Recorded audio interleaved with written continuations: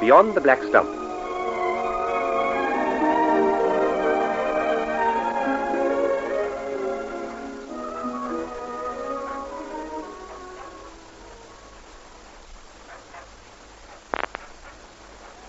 Mrs. Regan, Spinifex Joe. Driving as though the deal himself was behind him, as usual. And there indeed, Mrs. Regan, he may well be. As long as he's got my kerosene, he can have all the deals in hell chasing him. As you say, ma'am. You got my kerosene, Joe? 2 kilos. 6 diesel for petrol, that all right? Aye, that's right. Let's have a meal. Okay. Then you can have a cup of tea. Pat and the boys will be down in a minute to unload. Here's the mail. I'll salt my lettuce, shall I? Aye, David, you do that. And you, Molly, pour a cup of tea for Joe. Plenty of sugar. Right. Letter for you, Judge. And your usual English newspaper. Thank you indeed. My sister's a very regular correspondent, is she not? Aye, she's that. Oh, here's Pat and the boys, Joe. They'll unload the drums. Righty-o. Get the bottle, Molly, and the cold water and glasses. Right, Ma. Morning, Mr. Regan. Morning, David. What's that you've got there, a baby kangaroo? A long-legged mouse like this. What else would it be? The kindest hopper this side of the Black Stump. Here are your letters, Pat. Thanks. Hey, in the name of God, what would this one be? The man's too proud to admit he needs glasses. And what would a man of my age be needing glasses for? To read, of course. On the envelope it says Bureau of Mineral Resources. Bureau of what? Oh, I know. It'll be from those people who were here a while back, fussing about after the oil. God mend them. They'll not be after coming back here again. It may say in the letter. I'll open it then, woman. Let's have some grog in the meantime. Right, Dad. It's from that man, Bruce, who was here before. Here you are, Dad. Thanks. Well, woman, what does he say? He says he's coming here in about 6 or 7 weeks' time, and he's bringing half a dozen Americans with him from the Topeka Exploration Company. What for in the name of God? To make a seismic survey. Huh? He says there'll be a party of 7 with 3 trucks, and they'll be working on our land about 14 miles west of the homestead. Oh, did you ever hear the like of that? Oh, that's what he's written here, Pat. And he says at the end that the survey will decide whether they drill a test well here or not. Well, you can damn well write straight back, woman, and say that they're not wanted here. I'll have no part of them. No part at all. I doubt if we have any right to refuse them, Mr. Regan. Is that so now? We hold this land on a pastoral lease. There's a clause in the agreement that reserves the mineral rights to the state of West Australia. That binds us to give reasonable access to the land for the exploitation of the mineral resources. And would you call it reasonable that they should send Americans to Lara Station? Some Americans are very pleasant people. I met a bishop once, an Episcopalian, who was quite charming. A bit mundane, I'm afraid. Very, very mundane. They'll be working much nearer my fence than yours, Pat. I think it might be rather fun, having some Americans around. Fun, is it? Would you be after calling it fun the way they carried on in Alice Springs all through the war? Glory be to God. No young girl living in that town that wasn't raped. And no old woman safe. Saving the house itself and the door locked and bars and all the windows, and Father O'Connor praying with her on her bended knees, with the damn Yankee soldiers bellowing around the house like raging stallions. Is it fun, you call it? It wasn't like that at all, Pat, and well, you knew it. If there's any raping done here on Lara, it'll no be done by Americans. I hope you don't mean me, Mrs. Regan. Oh, no, David, I don't mean you. Anyway, there's going to be no raping on Lara Station. Heaven knows the judge here's got enough kids in the school already. Indeed, that is very true. I shall have 6 more children in the school next month than we have desks for. The Vogue twins, and Mrs. Stockton's Elsie, and little Johnny Six, Palm Olive's little girl, and the Yardley boy. I think we ought to order 8 more desks, Mr. Regan. After all, how can I rebuke these little ones for bad writing when they have to balance their slates on their knees? Hey, another tatterum, girl. What's that? Damned Americans, always turning a man's life upside down. Indeed, Mr. Regan. They belong to a race which possesses the capacity to do that. Mundane, yes, but vital. 7 of them, 3 trucks. Well, we can't have that many in the house. Where will you put them? Isn't there the shearers' quarters empty for them to sleep in? There's wire beds for their bedding and a stove for them to cook on. Aye, they might go there. Oh, you can't put Americans in the shearers' quarters, Ma. In the name of God, why not, girl? Oh, because they live differently to that, Dad. I've seen how they live on the pictures down in Perth. But did you ever hear the like of that? It's a queer thing I'm thinking that the shearers' quarters are good enough for an Australian shearer and not good enough for an American, with all the lechery and evil in the world in his black heart. Look, Pat, I can put a couple of them up at my place, if they can cope with the gin's cooking. They'd be better doing their own cooking in the shearers' quarters. No, leave it, David. Mr. Bruce knows the way things are with us. We can't accommodate that many people. Anyway, they'll have everything they need for camping by their trucks, or they can sleep in the shearers' place. Well, if it comes to that, I might even make shift to feed them myself.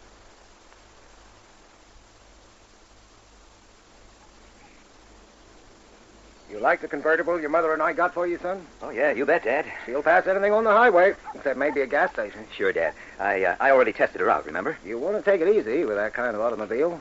Sure.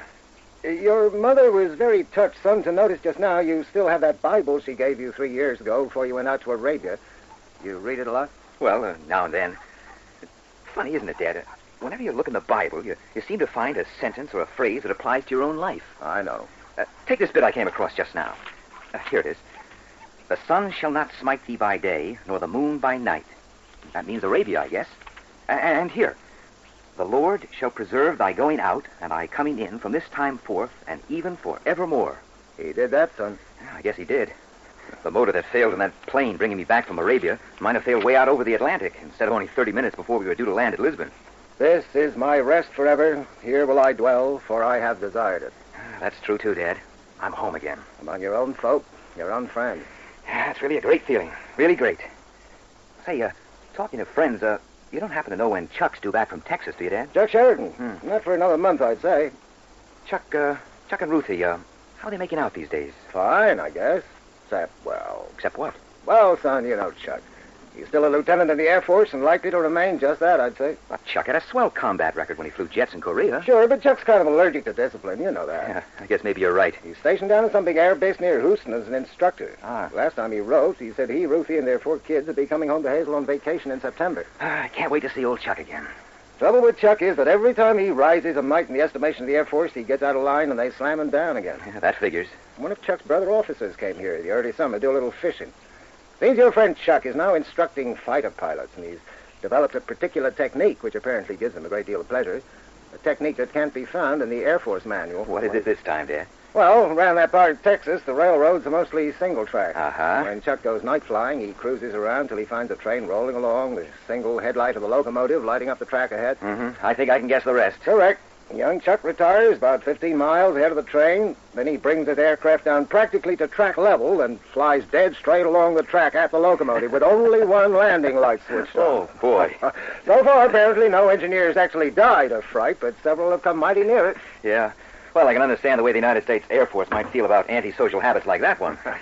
Oh, sorry I took so long to make the coffee. Oh, that's all right, Mom. Dad and I were just shooting the breeze. And you men have the gall to say women gossip. Now take your coffee while it's hot.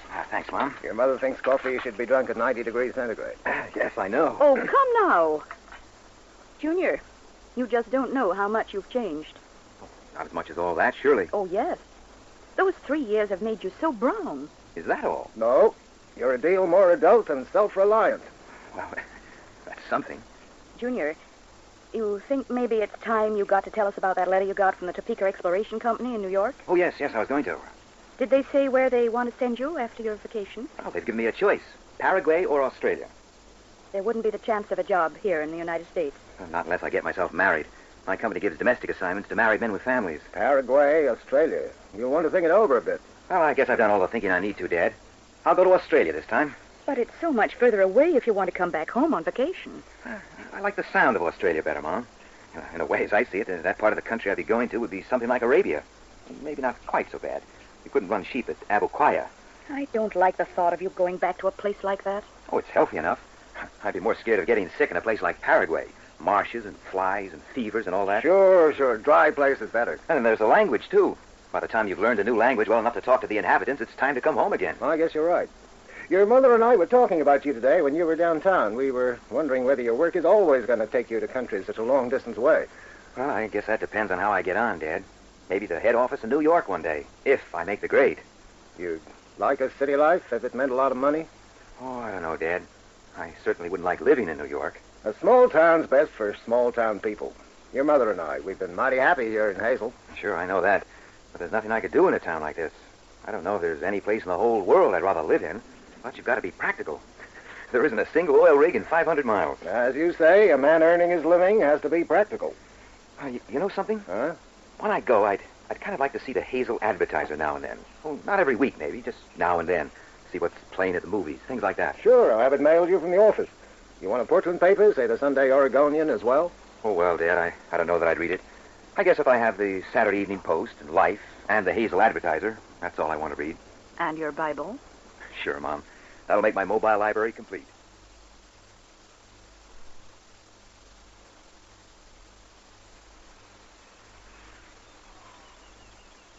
That you, Stan? Chuck? Who else you expect, man? The president? You have any luck, Stan? Oh, I hit one. A bit low. One of the bucks. The arrow went right through him. Good. You bring him down? No, Chuck. I shot again, but I guess I missed. Hey, that's the guy I shot at. I saw he'd been wounded. I got him just behind the shoulder. You and I make a swell pair of hunters. Well, I say we rest up a bit. I'm not used to this kind of terrain. Okay with me. Well, I guess this is where we start to take the fat off, if we're going to get that fellow. Sure. When I get my breath back. I'm a fighter pilot, remember? I don't do this kind of thing every day of the week either. If some of those kids you teach to fly jets saw you crawling around the woods like this with a bow and arrow, they'd think you were nuts. They think I'm nuts anyway. Oh, you blame them? But Chuck, you, Ruthie, and the kids, you like it down in Texas? We make out okay. 4 kids. Boy, Chuck Sheridan, the perfect coordinated family man. Cut it out. Stan. Huh? What'd you think of young Tony when you saw him yesterday? You really want to know? Yeah. Well, it seems to me that young Tony doesn't look much like his pa or his ma. That kid's getting to look one hell of a lot like me. Yeah. Ruth and me, we don't say nothing about that. I guess you're the only people in Hazel that don't. Ah, so what? There's nothing anybody can do about it now. I reckon we were all a mite hasty when we were youngsters. Yeah, maybe we were. Anyway, it's all come out okay. You figuring on getting married, Stan? Oh, one day, maybe. There aren't too many girls around the places I work. Ruth and me, we get kind of worried sometimes. About me? Sure. Well, what about? Well, it seems like you got the tough end of that deal of ours. Oh, I made out okay. Reckon I got a long ways further than I'd done if I got married in high school. Yeah, maybe so. Yeah, you got the book learning and turned into somebody, Stan. Me? I got Ruth and turned into a bum. I can't figure which of us got the better deal. Okay, you big bum. On your feet. We'll get moving after that buck and shift some of this fat I spoke about. Roger. Oh, what a big beaut, David, having Americans here at Lara. Your father doesn't seem to think so. Oh, you know what Dad is. His back's worse than his bite. The sheep are going to find the water situation pretty tough soon. I know. How are you off for water at Lucinda? Not too good, Molly. We've got a little left in the big dam. How much? Oh, enough to last about a month. The bores are running well, though. You going to put down any more balls? Oh, I'm not sure it's worth it. I just don't think there's any water there. We've got the 2 along the line of Blackman's Creek, and there's no sign of water anywhere else. Oh, that's bad, David. I know. We might put one down between them to spread the feed, but it'll probably reduce the flow of the ones we've got. Yes. You've done well, David, for a man of only 22. Dad was saying only the other day how well you've done since you came out from England. Well, my last wool check was 9,000 pounds. Dad respects you. We all do. But 4 other graziers tried their luck at Lucinda and had to give it up. Oh, it's always got to be a first time. If we get a good long drought, a real drought, it'll dry up your bores and finish you completely, I'm afraid. Well, let's hope we don't get a real drought, then. Why do they call him the judge? Oh, the judge. We don't know his real name. He's called the judge because he was one. In England somewhere ages ago, before I was born. He got the sack. I didn't know a judge could get the sack. Yeah, well, here's one that did. Why was he fired? Well, I'm not supposed to know, but I think it was for taking a more than professional interest in delinquent girls. He's that strange old chap. He's a wonderful teacher. I do know that. He taught me history. And my sister Bridget, he taught her to speak French and German before she was 10. Molly, now that you're back from Perth, are you going to stay here for long? Oh, I don't know, David. I want to be a teacher, but Ma's not getting any younger. I think I'll stay here for a year until my sister Elspeth leaves college, and then let her come home and take a turn. Ma wants me to go to Scotland then, and afterwards to France and Italy. I'd like to do that before I settle down and get a job. Oh, that'll be a grand trip. You could come back via America. I never thought of that. Hey, when these Americans come here, David, do you think they'll be like the Americans we see on the movies? I shouldn't think so for a moment. They don't all live in penthouses or mansions in the deep south, you know. Yeah, I bet they don't live in places like our shearers' quarters either. When do they arrive, anyway? Oh, they're here. What? Came this morning, didn't you know? Well, nobody told us. Oh, talking of the movies, are you going to Clem Rogers and Shute Manor Hill on Saturday? Are you? Well, I usually do. Makes a change. I like to go sometimes. Tell me on the air tomorrow night in the natter session. I'll call in here and pick you up, if no one else wants to go. Oh, all right, David. Thanks.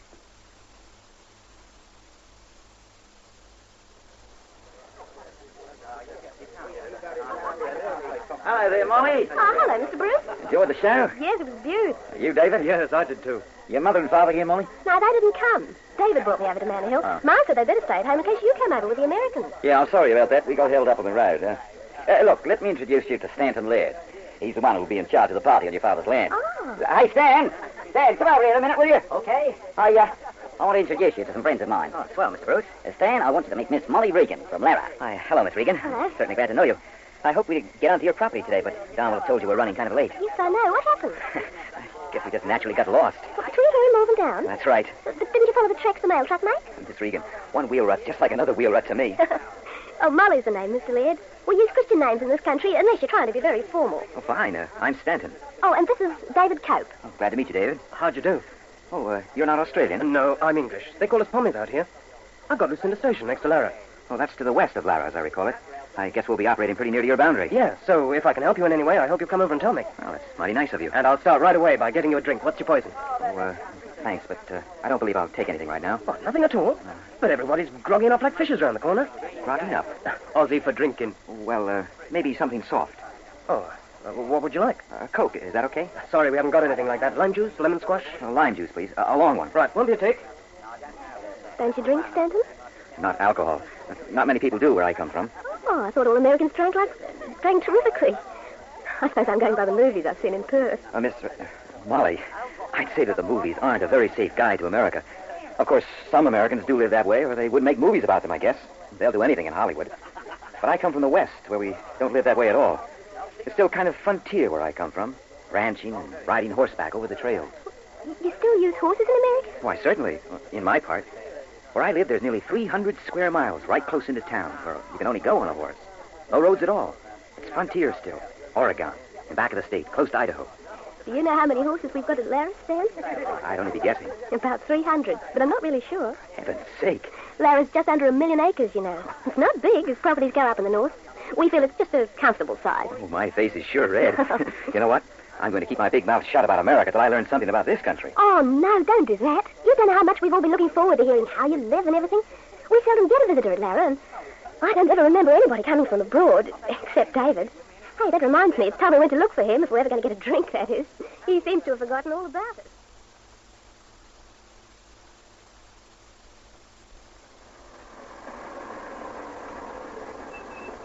Should be around about here, shouldn't it, boss? Sure, Hank, just about.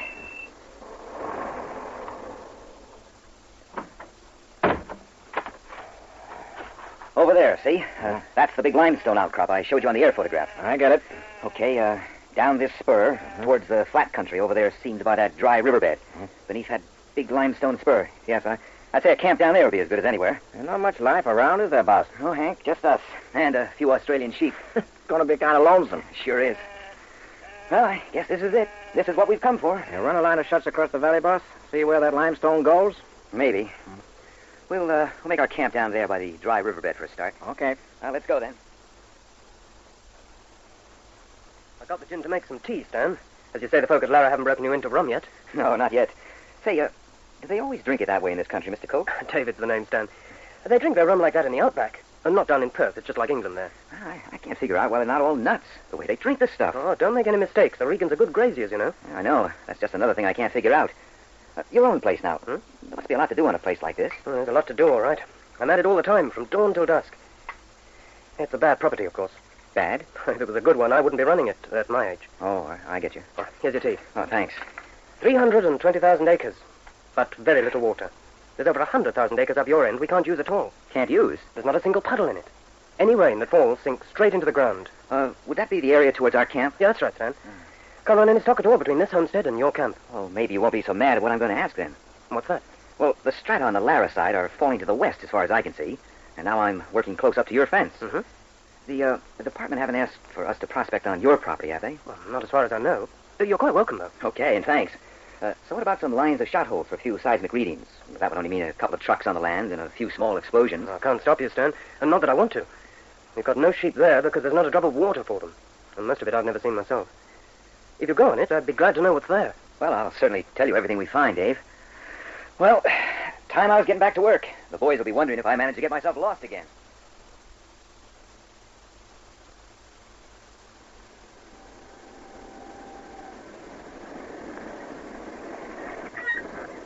Is that you, Stan? It sure is. Where are you? I'm in the office tent. Okay. Hello there. I just ran over to collect your laundry, and as you weren't here, I thought I'd look through some of your magazines. Oh, fine. See anything that interests you, Molly? Oh, yes, Stan. You really do have lovely things in America. Tell me, are these pictures real? Real? Yes, you know, I mean... Well, do you really have motor cars like this wonderful convertible? Yeah, I guess so. Sure, I'd say that was about right. Oh, you do have the loveliest magazines. Oh, would you like to borrow some of them? Well, if you really can spare them. Oh, it's good propaganda, a real two-way stretch. While I'm learning about your country, you can learn a bit about mine, in case you ever visit there. Oh, I'd love to. Oh, that's settled then. Stan, is it very cold where you live? Well, most winters we have, say, a foot of snow for around 3 months. In a bad winter, or a blizzard, well, it might run to a couple of feet. Do you know, Stan, I've never seen snow. Is that right? When you have snow, do you really use sleighs with horses and bells on the harness? Only on the farms, I guess. Flower on the air, boss. Okay, Hank. Well, it won't take me long, Molly. And when I get back, we'll have dinner. A cookie-made maple ice cream, special for you.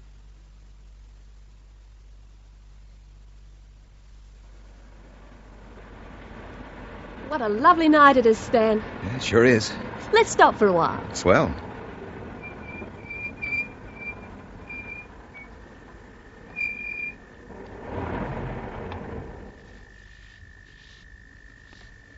Do you mind if I ask you something, Molly? No, of course not. The judge, is he a bit nuts?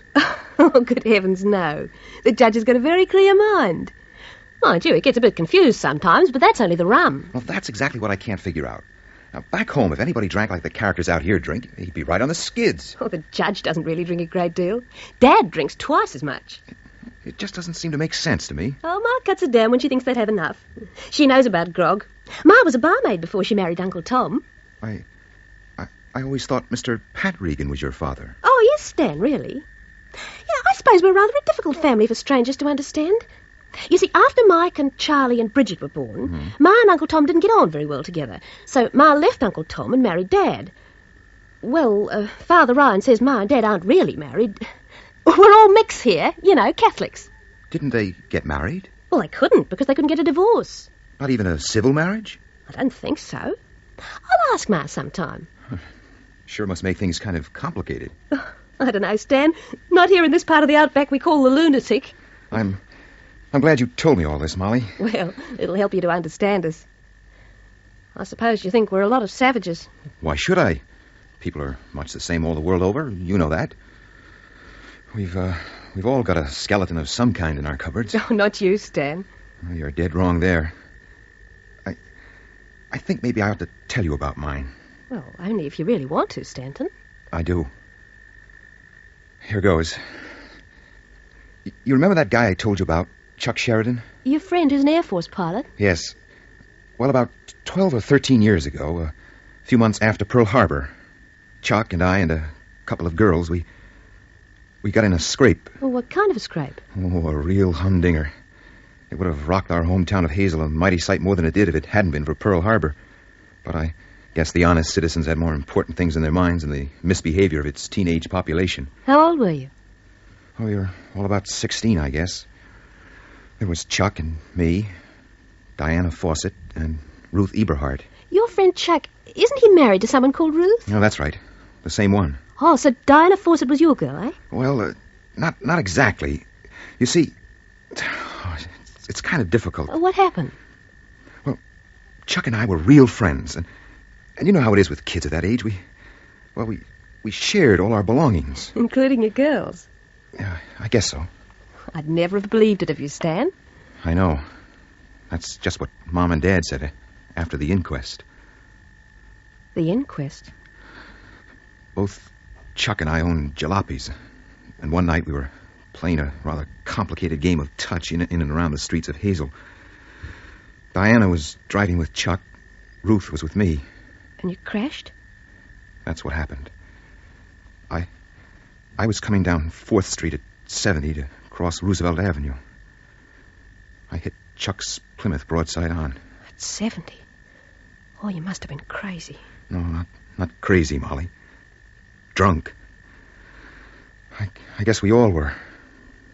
Chuck ended up with a concussion and a fractured shoulder. I was lucky, I guess. Only 3 smashed ribs. Ruth went through the windscreen, and she's got a mess of scars on her face to prove it that'll last her a lifetime. And Diana Fawcett? Diana was killed instantly. What a terrible thing. Indeed it was. When they had the post-mortem, they found Diana was pregnant. Oh, the poor kid. And, well, Ruth was pregnant, too.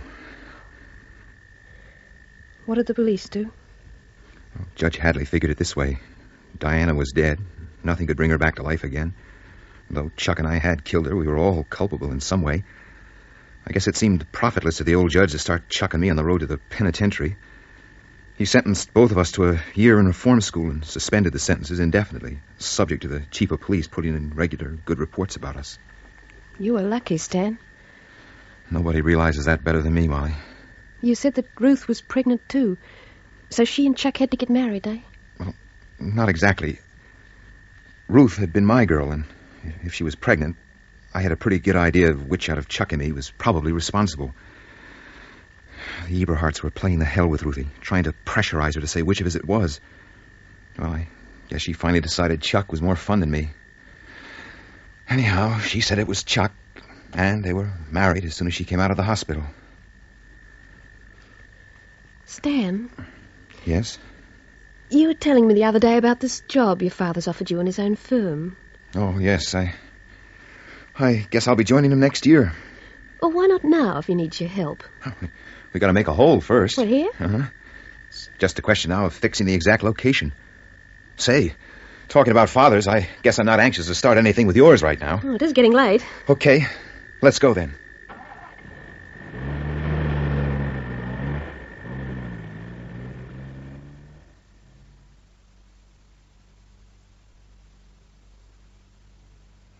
Your sheep don't look too bad. Not too bad, David. How's the rain been on Lucinda? Could have been a lot better. We only got about 9/10 of an inch at the homestead. Oh, Uncle Tom says we got about 3 inches. But then, Molly, you always get more than I do. Oh, it doesn't do us any good. Goes straight into the ground. All the water we've got comes from bores. I suppose that in America it falls straight into the mouths of the sheep. Whatever made you say that, David? So far as I can make out, they run their ranches very much the same way we do. Only they seem to have a lot more water than we do and smaller stations. Better land, in fact.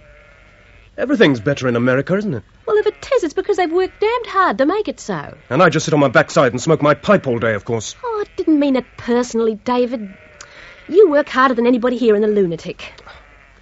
Just that I get a bit tired of these supermen. Well, what have you got against them, David? I think it's because they're so ignorant. Oh, I'm going back. You're always on the lookout for any excuse to run them down. They've brought a bit of America into the lunatic, and I think it's done us all good. Look, perhaps we better change the subject. Too right. All right. Will you marry me? That's a very poor joke, David.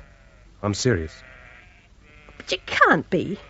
I'd have asked you months ago if it weren't for the fact I'm probably going broke this year. I've been in love with you for a long time, you know that. Yes, I know. Oh, what made you ask me now? Oh, just to remind you I'm still around. Because I've been going round with the Americans. I suppose so, yes. Look, I suppose someday I'll want to get married and settle down, but not for a while. I'm sorry you asked me now, David, because the answer's got to be no. I thought you'd say that. Oh, well, let's forget it. When Elspeth gets through college in a year from now, I want to go to England. I suppose you'd rather we didn't go on meeting. Well, David, if that happened, I'd be sorry, but it's up to you, of course. Look, so long as you realise I'm not marrying you or anybody else for the time being, I don't see any reason why we shouldn't keep on meeting. After all, there aren't so many people our age here in the lunatic, but if you think it's not going to work out, we'll have to give it up. Okay. We'll leave it like that. Good night, David. I'm terribly sorry.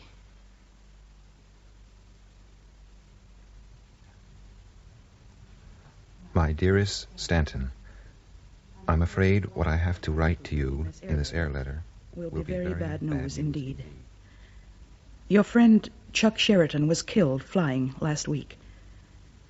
Amy Eberhart came round last night and told us the news.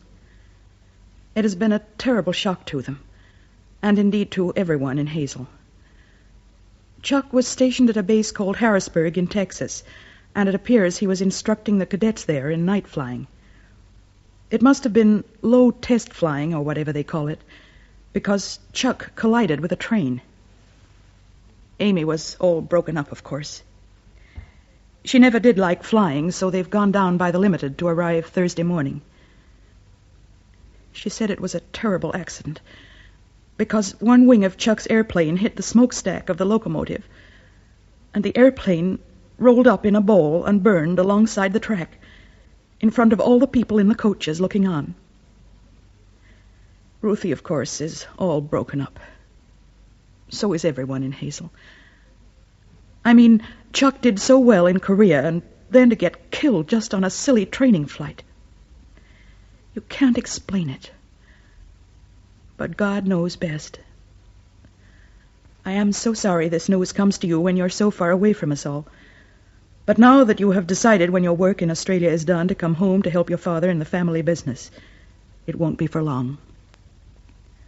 I am so glad you've decided to come home, because it is at times like this that all Chuck's friends should be together.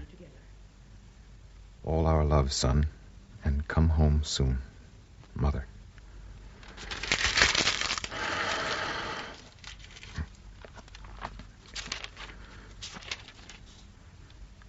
For I am persuaded that neither death, nor life, nor angels, nor principalities, nor powers, nor things present, nor things to come, nor height, nor depth, nor any other creature shall be able to separate us from the love of God, which is in Christ Jesus our Lord.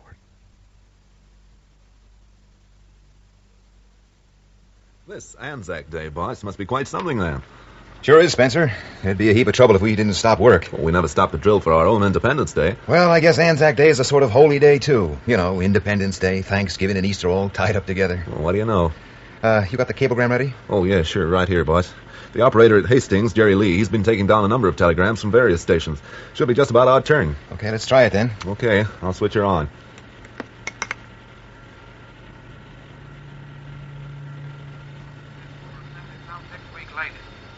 Johnson Wombara. I'll tell you, he's cut his bloody throat. What in hell was that? The Lord only knows. Turn the volume up. All stations off the air, please. Some station seems to be passing a medical message. Will that station please come in again and give station identification? Hello. Hello. The bloody thing ain't working. Give it him again, Bert. Hey, you've got to turn that switch to hear. Rec means receive. This is 6 Easy Dog. Hastings Flying Doctor Service. When you want to speak, turn the little switch low down on the left-hand side to trans. Directly you've done speaking, turn the same switch back to rec. Don't touch anything else on your set. Going fine. Right. Now turn your switch to trans and tell us what station you are. Over. Hello. This is Bert Hancock at Manor Hill. We've got a bloke here who's cut his throat. He's bleeding pretty bad. And young Jim Copeland's gone and marched off into the bush. Hello. Did you get that? Flying Doctor here. I got your message. In a moment, I'm going to switch you over to the doctor in the hospital. First of all, though, who was it went off into the bush?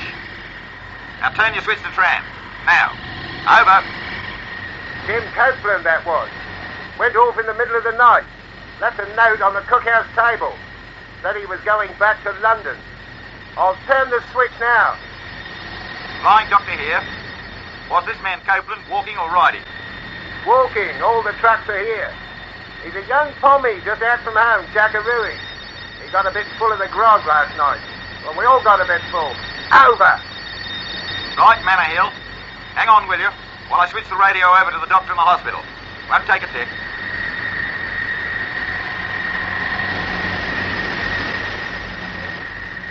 At the Hastings Hospital. How did this man cut his throat? With a razor, Doc.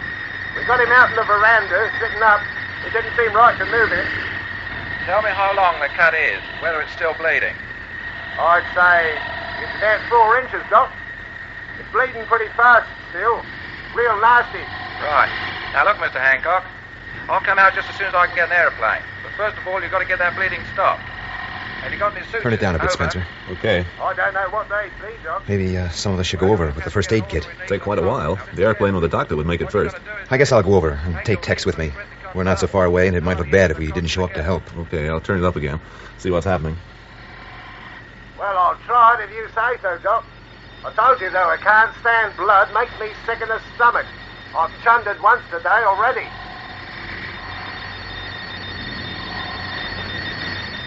This is Ladder Station, 6CO. We heard the whole of that. Mr. Pat Regan and Miss Murray Regan are leaving at once for Manor Hill with medical supplies.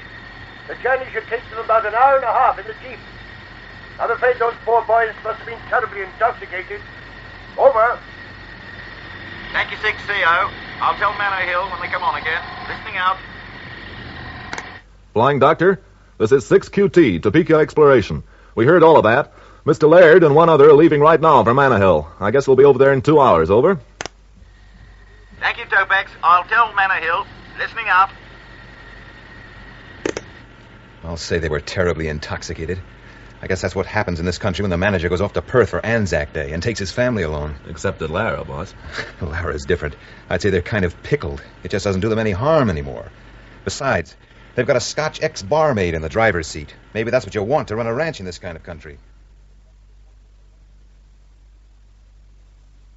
Oh, Stan, I'm so glad you've come. They're in a hell of a mess here at Manor Hill. I know, we heard it on the radio. What goes on with the horses? Oh, it's this boy Copeland, the jackaroo. Jackaroo? Oh, jackarooing is working on a sheep station as an apprentice to learn the work. Oh, We've got to find this boy. He's out in the bush somewhere. Dad says he'd probably be dead by sunset. 6 or 7 miles in the heat of the day, and then you're finished. What can we do to help, Molly? Oh, the country's too rough for your jeep. Can either of you ride a horse? Well, certainly I can. No, I mean really ride, Stan. Well enough to keep up with us all day. Oh, you forget I was raised on a ranch back home in Oregon. Good-o. Well, that makes one more man. What about you, Tex? I guess you'll have to count me out, boss. I never got around to riding no horse. Oh, well, that makes 5 of us with the 2 coloured boys. Oh, we'll want a lot more people, though. I think, Tex, you'll have to sit on the radio. Okay, Miss Molly. Oh, what happened to the guy who cut his throat? Well, I'm afraid he's dead. And the character who had to do the sewing up? Flat out in his bed, dead to the world. Glory be to God, I'm glad to see you, Mr. Laird. Hell, you'll not see the like of this between Dublin and the County Kerry, or in the whole of the United States of America either, for that matter. Stan can ride, Dad, and ride well. And Tex is going to stay with the radio. Yeah, isn't that a great mercy now? We'll go up to the homestead now and see if we can talk to anyone on the wireless. It's 10 more men we'll be after needing with their saddles.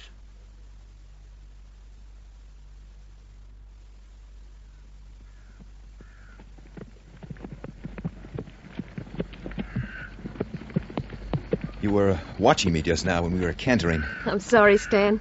I had to see whether you really could ride, by Australian standards. And? You can ride all right. Where do you suppose we ought to look for this guy? Well, Dad said he'd probably took to the road at first, even though he was blind drunk. But that as soon as he got crazed by the heat, he'd leave it. Well, if he used the road, we'd see his footmarks in the dust. Oh, for his sake, I hope so. You know, I think Chuck would have liked this country. Well, whatever put that into your head? I don't know, Molly. I guess the kind of things happen around here that Chuck would have been able to handle. For your sake, Stan. I wish he was here. Thanks.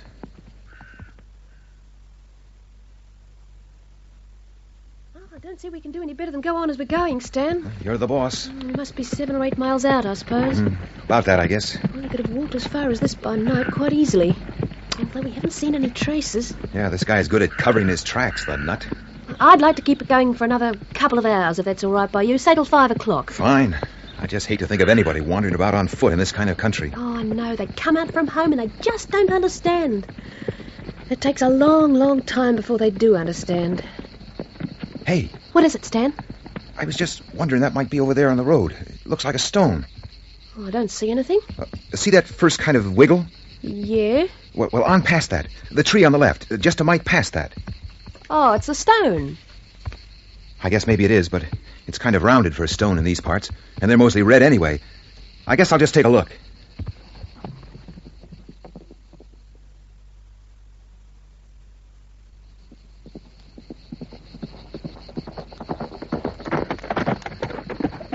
What is it? A service water bottle. And it's still wet inside. Well, then he must have come this way. Well, now we've got to find him. Look, Stan, hang it on that branch of that tree so that we'll know this place again.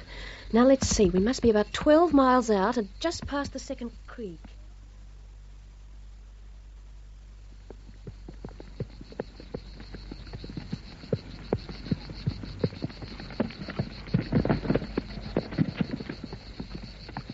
I guess this must be his trail. I'm certain he can't be far away.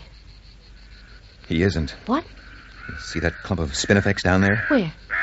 Oh, yes, I've got it. My goodness, what wonderful eyesight you've got. Come on.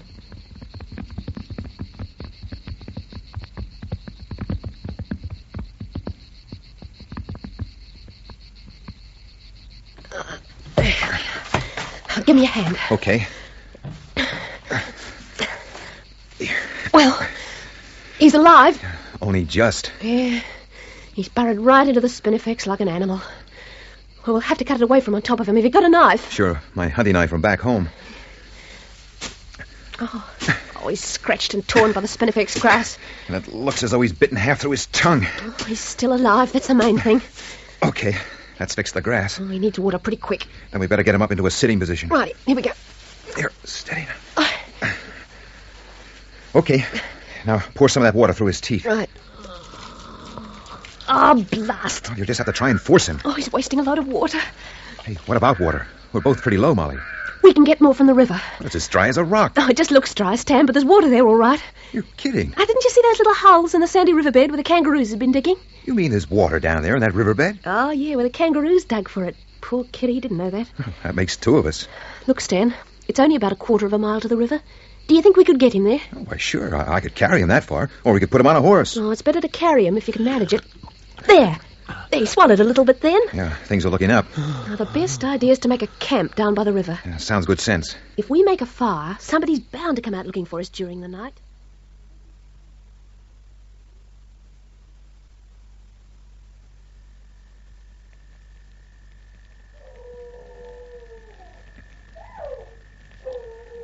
This kid, Molly, he's very near to death. You know that? Yes. It's the skin. He's so terribly burnt. Oh, let's hope somebody sees our fire soon. I'll throw another bush on it, will you, and give it a stir? Okay.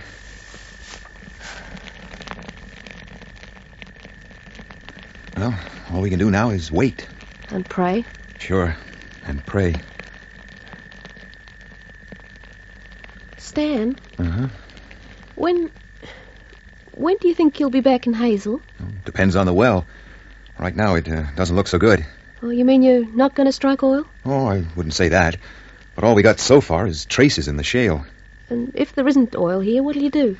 Oh, I guess I'll resign my job with Top X, go home, and help my father with his automobile business. Yeah. Yes, I see. That way, I'll be home around July. I'd kind of like to go home and live in Hazel. I guess I've had my fill of hot countries in the oil business. Do you know what that means, Stan? Me going back home? No, not finding oil. Some of us were beginning to, dream dreams. Dreams? You know. You'll all go away and only a few concrete blocks and platforms will remain to show that you've been here. Yes, I guess so. But no more ice cream or Coca-Cola in the lunatic. No more American magazines. No more stories about how you live in America. There'll be no chance of a town growing up here in the lunatic with hairdressers and shops and cafes and theatres and churches. Well, if we don't make a strike, I guess that'll be true. We'll all be terribly sorry to see you go.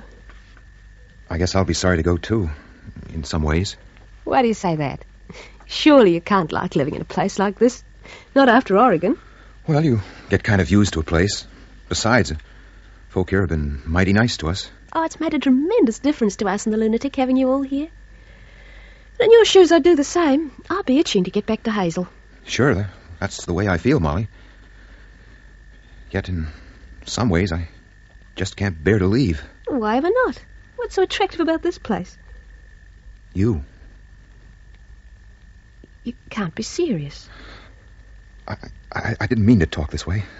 I'm all of 8 years older than you, Molly, and that doesn't seem right.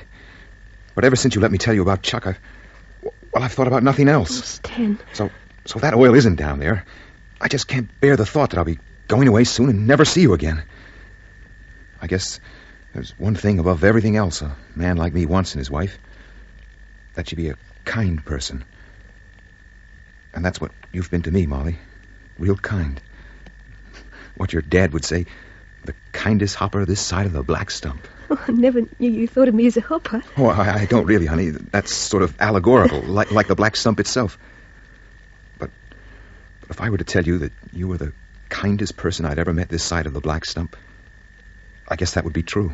Oh, Stan, you're such a sweet person. I'm in love with you, Molly. I guess I'm older than I'd like to be, and a mite too serious for you, maybe. But I do love you very dearly. Oh, Stan.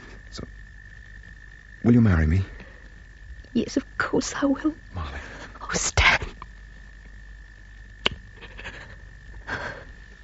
What about your folks? Your dad, I mean. Do you think he's likely to be mad? Not anymore. He didn't like Americans before you arrived, but he does now. Well, I must say that sure does take my breath away. A truck! What did I tell you? Here, stir up the fire. Sure thing. I knew they'd find us. Hello there. Dad, it's Molly and Stan. We got the boy here, Dad.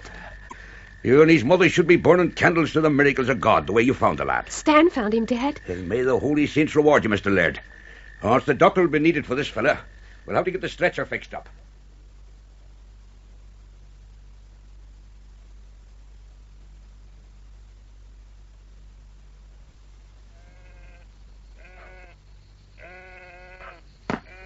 Good afternoon, Mrs. Regan. Good afternoon, Mr. Laird. Come and sit down on the veranda. Oh, thank you.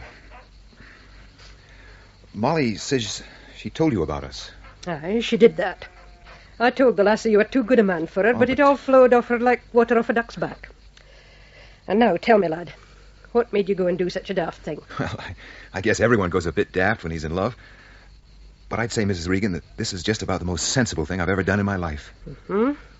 Well, let's hope you won't live to regret the day. Now, Mr. Laird, we'd best talk practical politics. Right. There's one or two things to be settled before this goes any further. I guess there might be. When were you two thinking of getting married? Well, I haven't talked this over with Molly yet, but I'd say the right time to get married would be before I leave here to go home. Molly tells me you're a Presbyterian. Yes, that's correct, Mrs. Regan. My daughter's a Catholic. Were you thinking of having a Catholic wedding? Well, perhaps a civil wedding would be better. Aye, if the both of you are willing to give up your religious principles, which she's not, and I don't suppose you are. However, leave that be, and let's suppose we get Father Ryan to come here and marry you, for all the ill he thinks of Lara Station. Would your father or mother be coming to the wedding? Oh, no, I wouldn't say so. It's quite a way to come. What it means then, Mr. Laird, is this. You and Molly would be married here, and then she'd go off with you to a country she's only read about, married to a foreigner, to settle down alongside relations she's never seen at all. It's a big jump you're asking of the lassie, Mr. Laird. I guess I hadn't thought about it that way. Many a girl's taken a big chance like that and come out of it well, but there's some that haven't. Do you think, then, she ought to visit with us first, in Hazel? My folks would like that. Aye, I was thinking the same thing. I was thinking perhaps if she went back with you and stayed 3 months or so, and then for you to be married in Hazel. And maybe I'd come over for the wedding and see America for myself. Well, Mrs. Regan, I'd like to talk it over with Molly first. I mean, she'll be traveling halfway around the world with me and staying in hotels and all kinds of places. Some folks might think that kind of strange behavior. If you're thinking of her reputation, Mr. Laird, you can put your mind at rest. My daughter comes from Lara Station, so she's none to lose. Say, Mrs. Regan... But while we're on the subject, laddie, I tell you there's to be no funny business, or I'll see to it she never marries you at all. You needn't think you'll put a chain on her that way. We're well acquainted with bastards on Lara Station. We can always use another. Say, you've got me all wrong, Mrs. Regan. I would never do a thing like that. You would never do a thing like... What happened to the jackaroo, Dad? Is he going to be all right? Oh, by the grace of God, yes. But he's doing fine. Oh, he sends a message to the two of you to thank you for saving him. The doctor's taking him to hospital in the aeroplane. Will he be coming back to Manor Hill, Mr. Regan? Oh, he will not. Oh, it's back home to England for that buckaroo. Aye, there's some that's fit for working in the lunatic and many more that's not. That's a true saying, my dear. Pat, Mr. Laird here has been asking for our Molly. May the saints preserves. To wed the girl, you mean? I guess that's the way it is, Mr. Regan. Well, now, isn't that a great wonder? That the like of you would want to wed a girl they call him?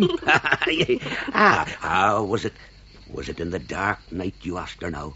And the two of you sitting by the wood fire under the bright stars, waiting there by the poor jackaroo while I come to find you in the truck. Yeah, that's right, Dad. That's when it happened. Yeah, so of course I had me suspicions, and you with a starlight in your eyes. Here, go and get the bottle, girl. Right. This is one time you'll take a drink, Mr. Laird, even if it lays you flat on your back as all the boys at Mannahill. Well, maybe just a small one, Mr. Reed. Nah, just a quarter of a bottle, eh? No more.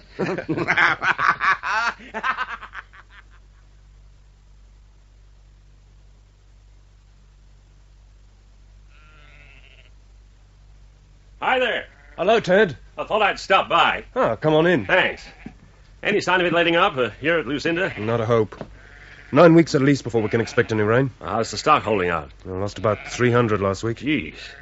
Guess you won't have many left in 9 weeks. I think I'll probably get by with about 2,000. Out of the 4,000 you started out with. That's quite a loss. Well, come on in and have a drink, Ted. No, I guess I won't stay. The guys back at the rig will be wanting their chow. Oh, you, heard the news?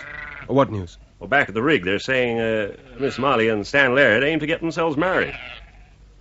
Well, I dare say it's true. Do you know when it's going to be? Well, he's going back to stateside in June, so I guess it'll be then. He's leaving, whether there's oil or not? Oh, there's no oil here, brother. Oh, this is a dry hole. A busted flush. Well, Stan Laird's a good sort of chap. They don't come any better. Too good for me, I guess. Oh, well, so long for now. I gotta beat it, or those guys will tear me apart.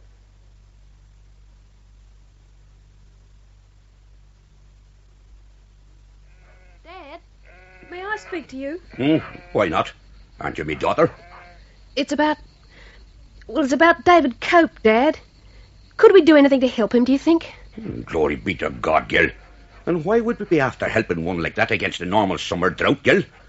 Sure, if we help him this time, he'd be coming to us and expecting help every third year when the rain's short. Yes, I know, Dad, but I would like to help him this time, though. You see, I had to be rather unkind to him, Dad. It's not the time to be unkind to anyone when his sheep are dying off like flies. Was the lad wanting to wed you? Yeah, that's right, Dad. And I had to tell him I was going to marry Stan Laird. The blessed saints themselves preserve us. But is that the reason why we'd take 4,000 sheep up on the property, and them so starved they'd eat as much as bullocks? Yes, it is, Dad, if we can do it. If somebody here was, kind to him now, it'd even things up a bit. How many sheep would we be running now? Oh, hard to say, Gil. 33, 34,000. Dad, could we take his sheep and not get into trouble ourselves? Are you still thinking of him, Gil? No, of course not. I'm going to marry Stan. Could we help David, Dad? Well, listen now, Gil. I'll drive up and have a look round number 10 board tomorrow and see how much feed we've got up there. Oh, thank you, Dad. You'll be bringing bankrupt ruin on the Reagans, me girl. Sure, we could all live the life of Riley himself if we had no sheep.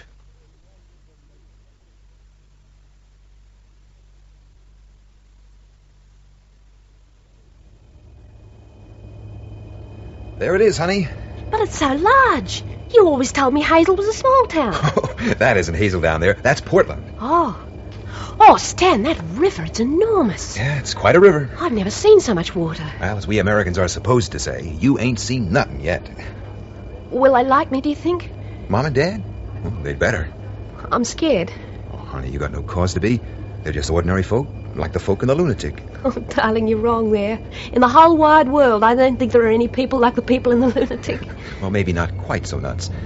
Anyway, there's no cause to worry. So relax, honey. They're going to love you, as I do.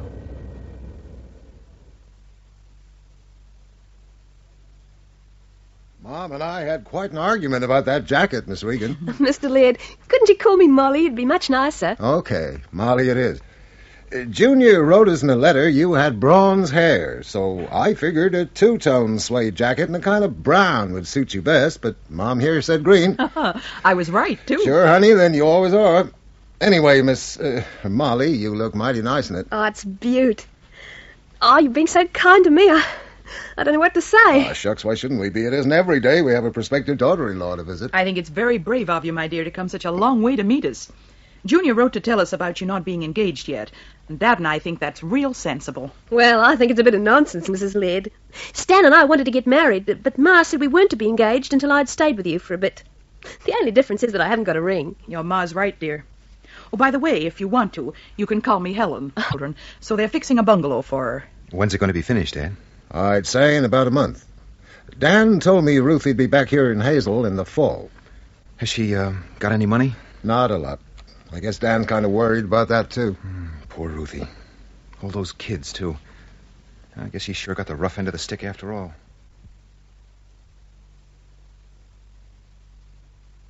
Lucinda Station, near Malvern Downs, Western Australia. 26th August, 1955. Dear Molly, as far as I can make out, nobody here in the lunatic seems to be writing too much, so here goes. The last of the Yanks have gone now, and there's nothing left of them except a few slabs of concrete on the ground, and the 4 3,000-gallon water tanks I bought off them with some piping and brought over to Lucinda. We had a really good wet after you left, and all the creeks are running, which sort of makes up for the rain we didn't get in the summer. The sheep are doing well, what's left of them. Thanks a lot for getting your old man to give me a hand. You've got some marvellous feed on your place out past your number 10 bore. You saved my bacon, and I'll never forget it. Thought I'd send you a wedding present with this letter. It comes to you with my love, you know that. It's a book of poems. A Shropshire Lad by A. E. Houseman. It may not be your first wedding present, but I hope you like it. I've marked my favourite poem in the volume with a faint cross in pencil. Oh, when I was in love with you, then I was clean and brave, and miles around the wonder grew how well did I behave. And now the fancy passes by and nothing will remain, and miles around they'll say that I am quite myself again. I've been going over to Lara quite a bit since you went away. They love getting your letters and hearing all about America. It must be quite a place. It's been pretty dull here since you went away. But your old man says he's going to find me a yellow girl or a good-looking gin, if you can imagine such a thing. So I'll be all right, I suppose. All the best, David.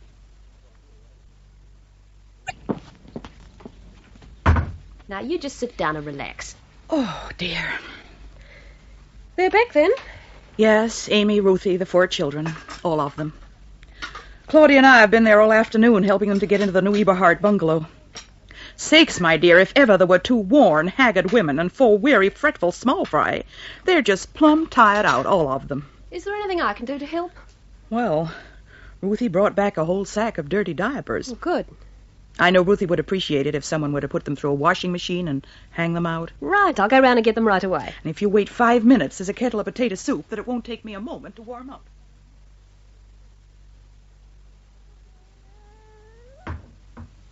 Oh, I'm sorry. My name's Molly Regan. I'm stopping with the Lairds. Oh, hello there. I'm Ruth Sheridan. Yes, I know. I brought some potato soup. Oh, thanks. And Helen said there was some diapers that needed washing. Well, have you come to do the diapers? That's right. I'll do them in our machine and bring them back in the morning. Oh, thanks. They're all yours, sister. Wait till Pa comes back with a car and he can drop them off at the Laird house for you. Oh, I can carry them, then I wait. What, you don't mind walking down the street with a sack of diapers? Why should I? Say, you wouldn't be the girl who came back with Stanton from Australia. Yes, that's right. Well, what do you know? Or in motor cars. Stan told you what happened to us when we were kids? Yes, he did, Ruth. I hope you don't mind. No, of course not.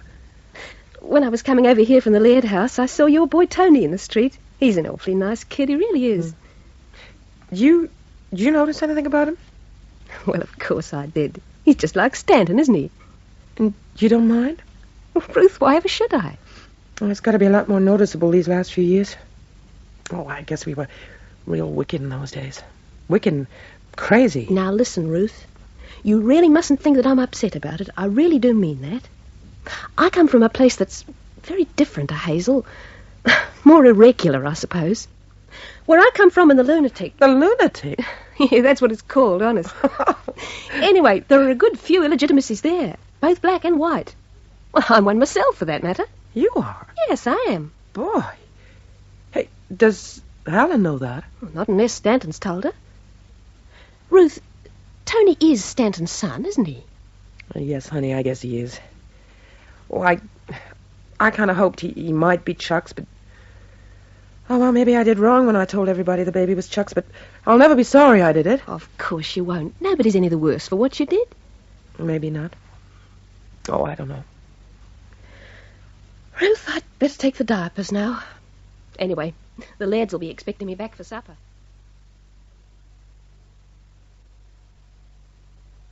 Hazel, near Portland, Oregon, United States. When I came into my room just now and read what I'd written, I realized it wasn't the sort of letter I wanted to write. So I tore it up and started again. All day I've been thinking about this letter. I don't suppose you'll understand, but I will try and explain. Hazel really is a lovely little town, and all the people here have been terribly kind to me, especially the Lairds. But a number of things, small things, it's true, have begun to get me down. That's why I just felt I wanted to be alone in the privacy of my room to pour out all I wanted to say to somebody who really knows me. But it really is just marvellous here. The country's so pretty and the people are so nice and the shop's so full of everything anyone could want. The road's so good, the motor car's so lovely. Oh, it's exactly like those advertisements we used to look at in the American magazines. Do you remember when you got so angry and said that I thought the American supermen were better than anybody else at everything? Oh, it's all the opposite to Lara and the lunatic. So it's crazy to be always thinking of home. David, I wish you'd write again sometime when you aren't too busy and tell me more of what you and everyone else is doing. I hope that now the wet has come, things are better for you and Lucinda. If only you had water there, it'd be a marvellous property. You'd be able to marry a beautiful girl from Perth and be rich and have hundreds of thousands of sheep and lots of children. But of course, Lucinda is one of the driest properties in West Australia, I'm afraid, and there just isn't anything anyone can do about it. So the beautiful girl in Perth, whoever she is, will just have to remain single. I know I'm going to be terribly happy in this lovely place, but it's going to take a little time to settle down. My love to the yellow girl, or is it girls? Yours, Molly.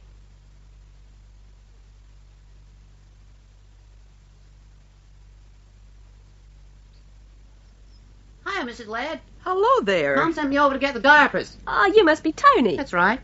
You the Australian girl that came back with Stan? How did you guess? Oh, I've got the diapers right here. Gee, you look just like an American. Say, what are you laughing about? Did you think I'd be like a coloured girl? I seen pictures of Australians in school, and they were all coloured. Long spears, and they threw things called boomerangs that come back. Yes, that's right. But there are a lot more whites than coloureds in Australia, just like there are here. I guess I didn't know that. There are a lot of things you don't know, young man. I guess so, Mrs. Laird. Mom said to say thanks for the diapers. Bye now, see you later. He's an awfully nice kid, isn't he, Helen? Why, yes, I guess he is. It's all right, Mum. Stanton told me all about him. Oh, he did? I'm sorry, Helen, but I can't help laughing. Stanton said he wasn't sure if Tony was his or Chuck's, and he meant it, too. As if you couldn't tell just by looking at the boy. Tony is Chuck's son, Molly. But, Helen, it can't possibly be. Stan must have been exactly like that at his age. You never knew Chuck, Molly. I guess he and my son were pretty much alike. Oh, it's all right, Mom. You mustn't cry. It's not going to make any trouble whoever his father was. Now, Stan told me all about it a long, long time ago. Not long before he heard Chuck had been killed. And I don't mind a bit. Honestly, I don't. Now, you come and sit down and I'll get you a nice cup of coffee. He is Chuck's son. Ruthie always said so, and she ought to know. Well, it doesn't matter whose son he is, Mom. He's a nice kid, and that's all that matters. You wouldn't want him around the place if he was Stan's child, Molly. But he's not Stan's. Stan was never wild like poor Chuck. Mom, Stan was only 16 when it happened, and he told me all about it. I just don't understand how you young folk look at things these days. I mean, what would your own folks say if they knew? Oh, don't you worry, Mum. We're quite used to this sort of thing at home. We live a long way out in the bush, you know, on Lara Station, and things happen there that wouldn't happen here. Why, I've got a whole family of half-caste, half-brothers and sisters living with us on the property. We don't talk about it too much. I don't mind about Tony, and it just wouldn't mean a thing to Dad or Ma either. They just laugh. What did you say about half-caste brothers? I've got 3 of them, and 2 half-sisters, yellow girls. You see, there weren't any white women in the district when Dad and Uncle Tom first went to Lara after the 1418 war, and they lived with gins, the black women, you know. Of course, they gave that up when Ma came along. I suppose we're really a lot worse than you are here. Honestly, you needn't worry about this any more, Mum. You just forget all about it. Molly, let me get this straight. You don't really mean you've got colored people in your family? Well, Dad and Ma are pure white, of course, and I'm pure white. But I've got half brothers and sisters living on the property, and they're coloured. You mean real colored? Like the colored folks here? That's right. Stan never told us that. Does it make any difference? I just don't know. It's all been so sudden. Guess a boy's folks kind of like to know before he marries into a colored family. Helen, we don't call ourselves a coloured family. Not that I'd mind very much if we did. Now, I think perhaps you ought to have a talk with Stanton, Helen. He'll be able to explain things better than I can, because he'd see them more the way you do. And he's seen the way we live. Maybe that's right, dear. I guess I'll have to have a talk with Stan.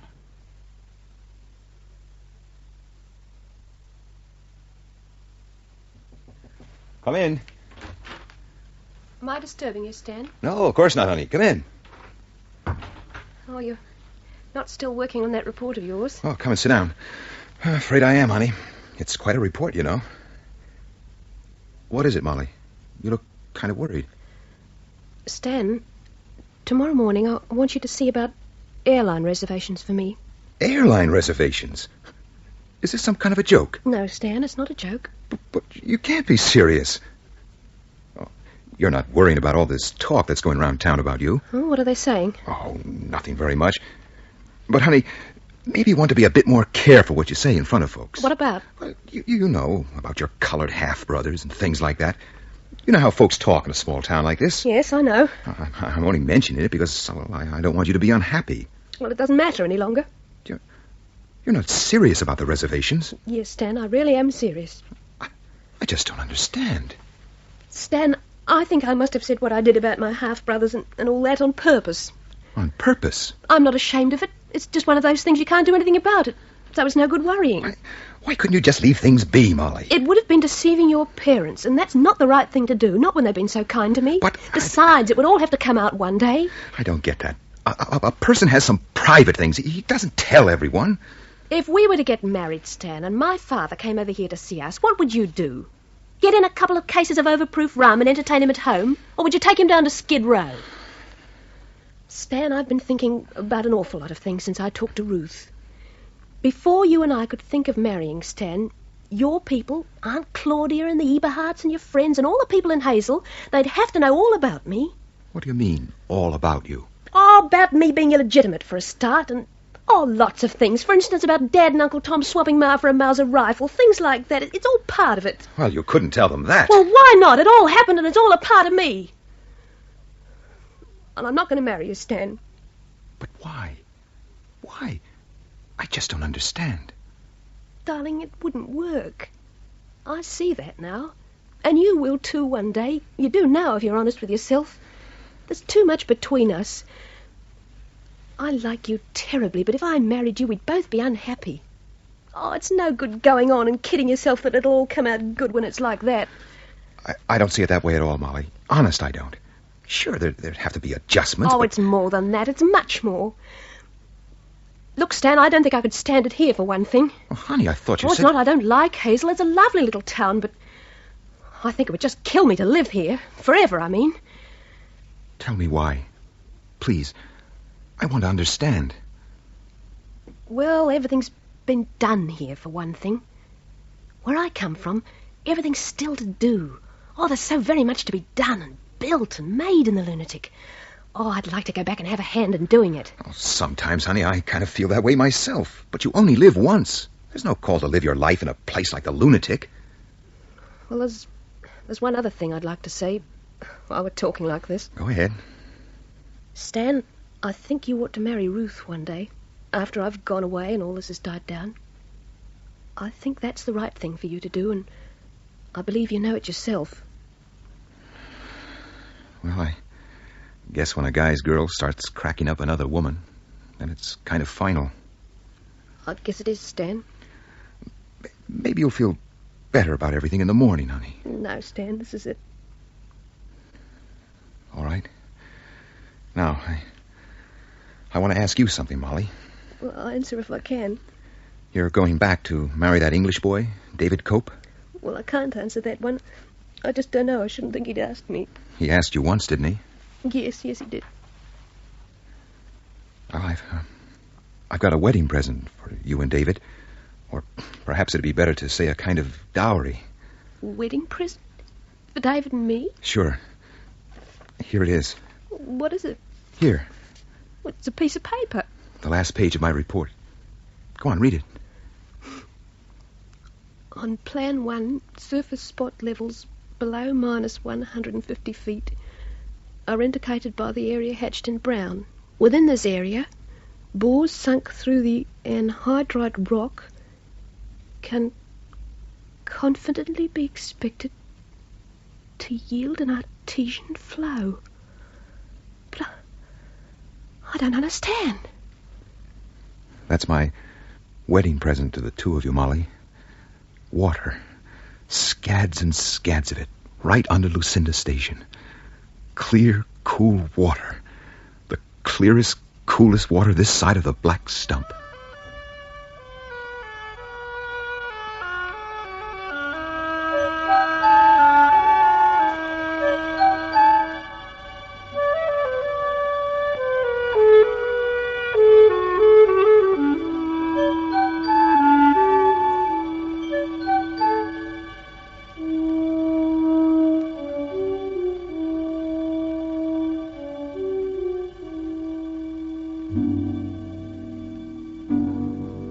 Follows.